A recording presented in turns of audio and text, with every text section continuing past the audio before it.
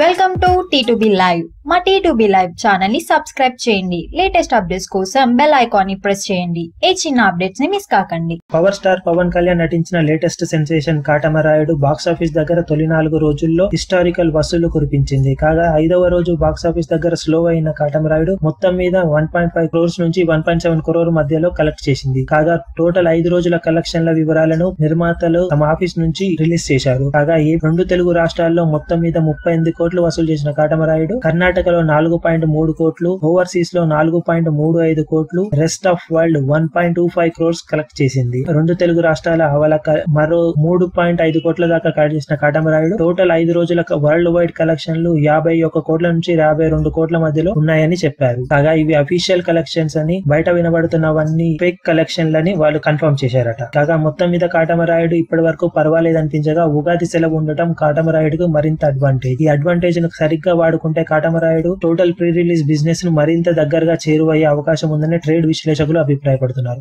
మరిన్ని latest updates కోసం T2B live ని సబ్స్క్రైబ్ చేయండి. వీలైతే లైక్ చేయండి, కుదిరితే షేర్ చేయండి.